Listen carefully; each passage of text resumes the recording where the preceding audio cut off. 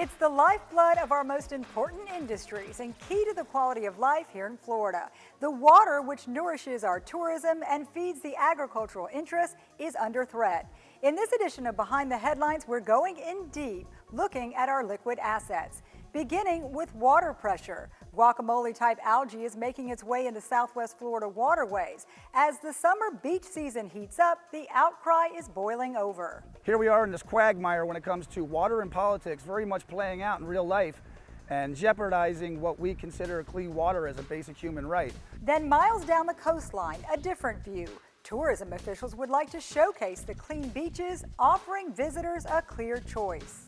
Plus, elected leaders pointing fingers, quick with blame and slow with solutions. We take a closer look at what they're saying in political currents. I'm Amy Osher. We'll also share scoops and stories from our newsroom.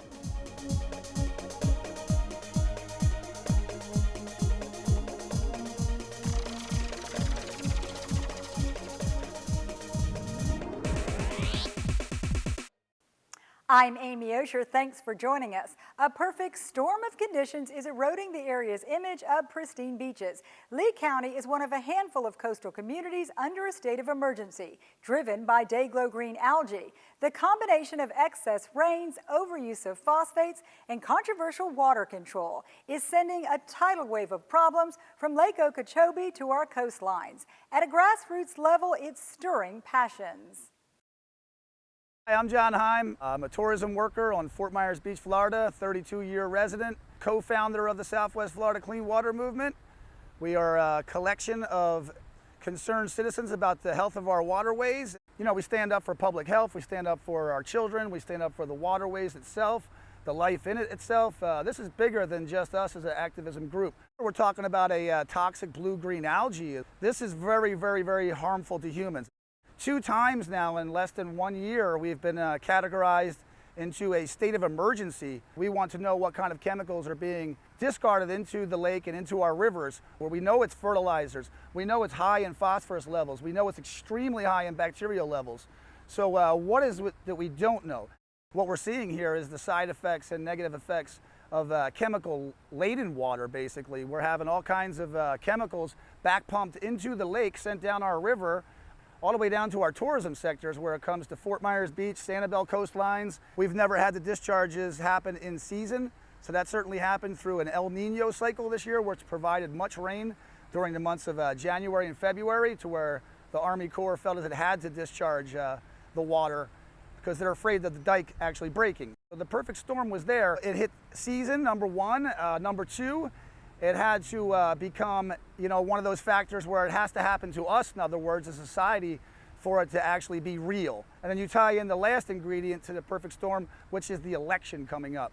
So this is very much a political situation as well as a water situation. We have to become educated and basically vote these people out who had a chance throughout history to fix our water.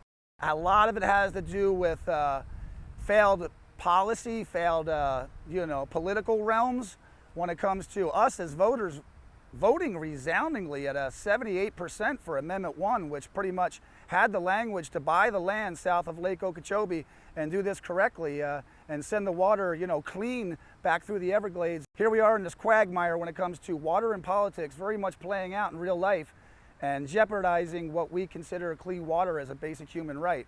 We're certainly going to fight now to have it for our future generations. A lot of people like to give us titles and names, but what we really are is just people. Lee is the only county on the West Coast affected by the algae at this point, but the fallout is being felt across the area. Talk of bad beaches is a nightmare for tourism. In Collier, the coast is clear, and they'd like to spread the word.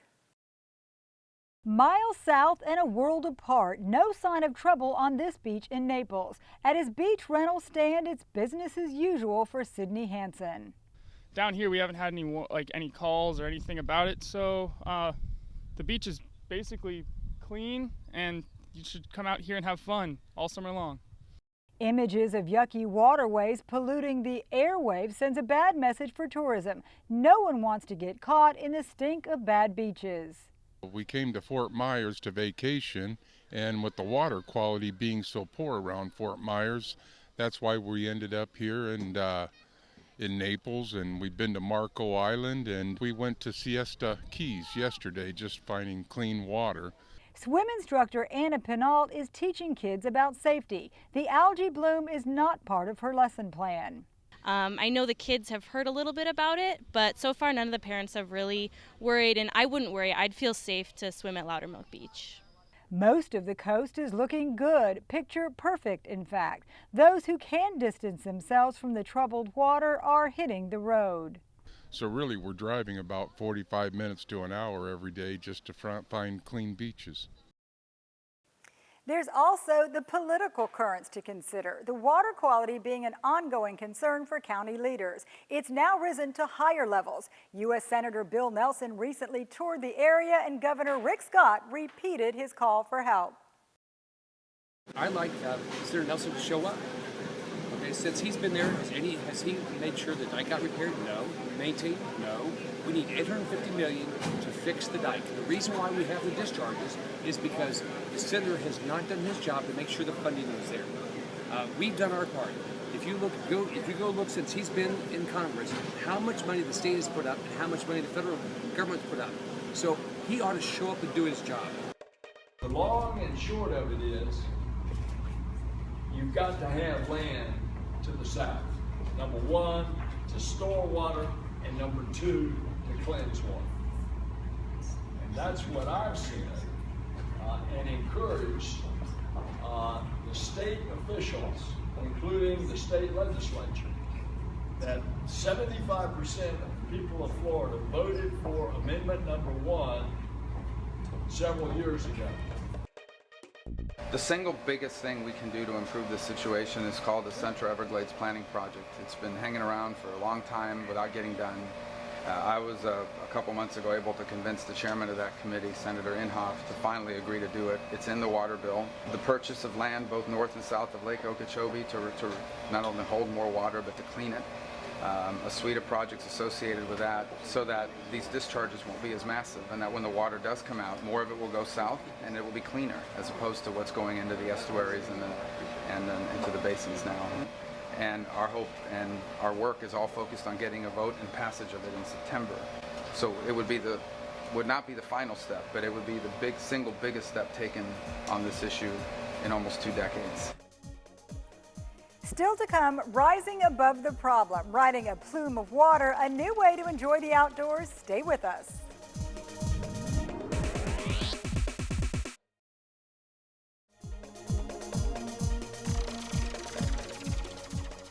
The topic of Lake O water releases is a frequent one for our newspaper columnists. Here's the latest. We all see the problem. We all know what it's doing to our water, our tourism, our business. Senator Rubio and Nelson have been here and seen the green mess as well, and announced the full weight of the federal government is there for us in dealing with this environmental crisis. What does it all mean? Yes, we do have a crisis. It is killing marine life, scaring away dollars from our region and the state. The green algae, the polluted waterways, the cries for more storage, and a free flowway south of the lake to parts Florida Bay are now more of a way of life than an environmental problem that will quickly rectify itself.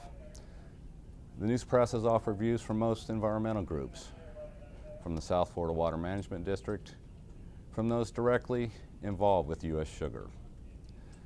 We have offered our views of the importance of getting the polluted water discharged from Lake O rerouted from the Caloosahatchee and into the Everglades in Florida Bay.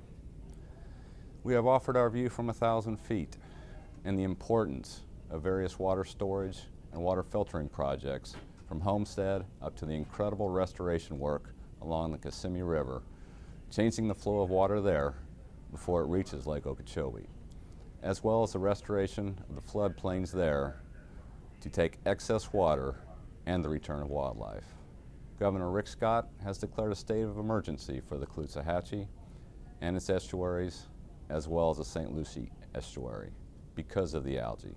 His declaration shows concern, but must translate into money that continues to fund solutions.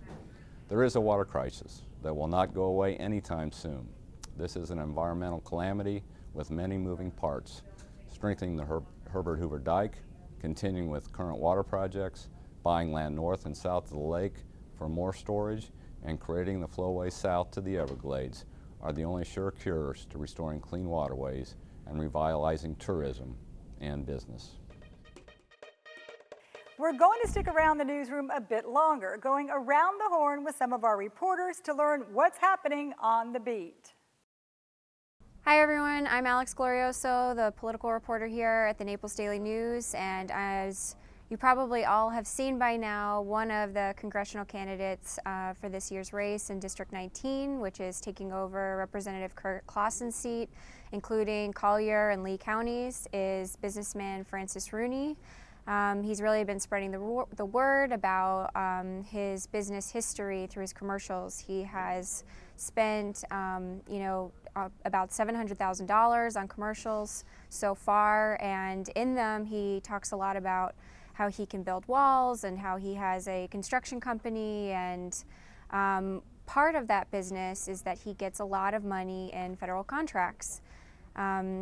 According to federal procurement data, he's gotten, about $700 million worth of federal contracting money, and he's gotten even more than that if you go through some third-party buyers where they're not directly bidding on those contracts. And what I'm starting to look at is how he's gotten those contracts, what kinds of companies that he owns have been bidding on them, and what that process is like. So stay tuned for those stories. They'll be coming out very shortly. I'm Christine Gill, a features reporter here at the Naples Daily News, and this week I'm working on a story about an older couple who lives in Bentley Village. It's a retirement community in North Naples. They're both in their early 80s, and they just got married for the third time each. So it's a happy story with a bit of a bittersweet twist to it. Both of them have been widowed twice, but they were able to find love a third time in their community. So that'll be out on Tuesday. Hi, I'm Greg Stanley, and I cover Collier County for the Naples Daily News. The big news we're following right now is that a mystery company that we knew was going to expand here a couple months ago has finally been named. The company itself is Arthrex, which is based here in North Naples. It's a medical manufacturer and develops surgical techniques. It's been here since 1991. And the company itself is going to create 560 new jobs as it continues to grow here in North Naples. It's locked up about $6 million in state and county incentives. Those incentives are always a tricky deal here because you have a philosophical argument against, a strong argument against giving taxpayer money to corporations. But there's been a little controversy around Arthrex. It's a pretty popular company here. The jobs pay higher than normal, and most people here are excited about the new growth. Our final stop is the Editor's Corner. This week, we're shining the spotlight on a follow-up to a touching story about a mom reunited with her children after a custody-related dispute. Hi, I'm Brent Blackledge, an editor here at Naples Daily News. In December, Maria Perez, one of our reporters, wrote a story about a family whose children were taken to Mexico by their father. It was a custody fight that involves a lot of children in our area who get caught up in the international fights over custody. We don't often get a chance to come back and revisit a story, but in this case, our photographer Dorothy Edwards decided to go back and look at this case. And I wonder, Dorothy, what led you to look back at this? So when I first met this mother, I had the rare chance to meet her while her children were still gone and got to hear a little bit of her story and her heartache that she was going through, and then also the rare chance to be able to be there when she was reunited with her children. And I didn't think the story ended there. I felt like they were about to go into this huge journey of transition with each other. She had another child while her kids were gone, and had just kind of a whole new life just kind of thrown at her in a day. And I thought I needed to be there to show what that was like, show the relationship between the family grow and change, and spent the last 6 months with them, trying to get as close and intimate as I could to try to show their relationship grow and transition together.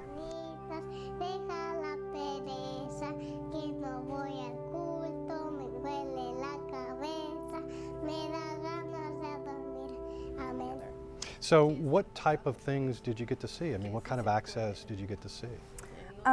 One of my favorite days I was there. I was actually there through the evening, and as they were starting to get set for bed, and so I was in the bathroom while she was trying to. She has 3 kids in this tiny bathroom, trying to pull one up and get their teeth brushed, and pull the other one up and get their hair brushed, and try to get them to bed in this tiny room. And as the kids were trying to fall asleep, and that was, I felt like the moment that they had really let me in, because I just kind of, they fell asleep and I just let myself out, and that was a really cool moment as a journalist.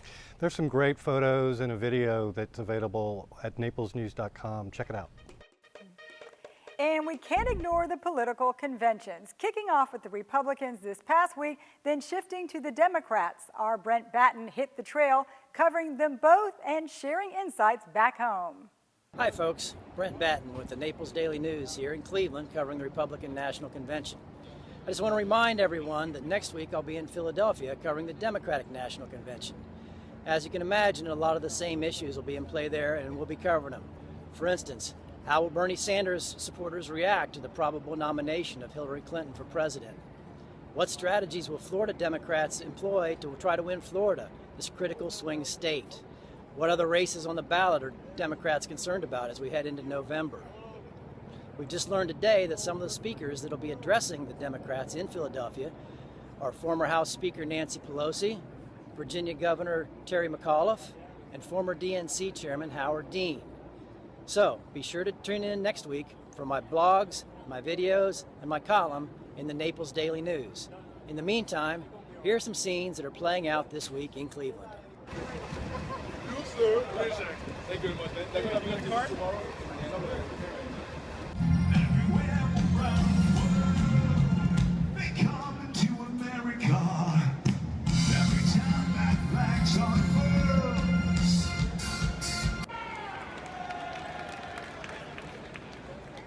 Madam Secretary, Kansas, home of the greatest fans of the reigning. Again, Brent Batten with the Naples Daily News, reminding you to tune in next week for coverage of the Democratic National Convention.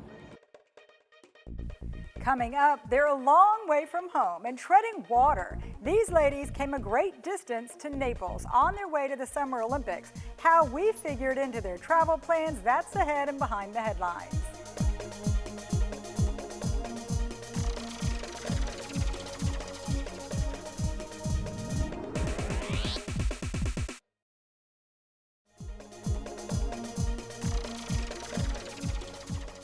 Coming back full circle to our look at liquid assets, a new sport is turning heads on Fort Myers Beach, both wet and wild. Our partners at the News Press shared this story.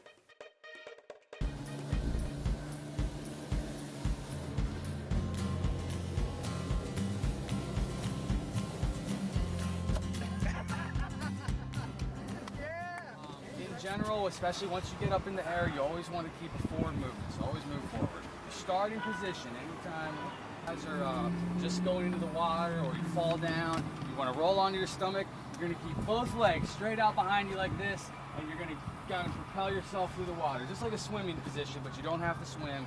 It's going to make you swim faster than you'll ever be able to swim on your own.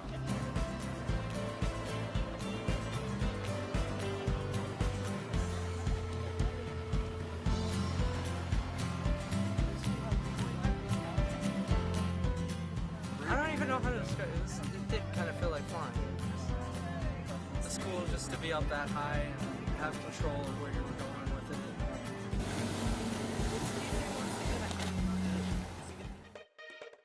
The road to the Olympics goes through Naples for 2 foreign athletes who traveled across the globe in order to perfect their swim strokes. These 2 ladies make up an Israeli synchronized swimming duo, finishing their final weeks of training in Southwest Florida before departing for Rio and the Olympics. Why here? Well, the company ABG World Video and Audio is based in Naples. Among other things, it's renowned for producing musical programs for artistic sporting competitions. It created the program for the Israeli team, so they're spending up to 10 hours a day in the pool getting in sync with each other and their music.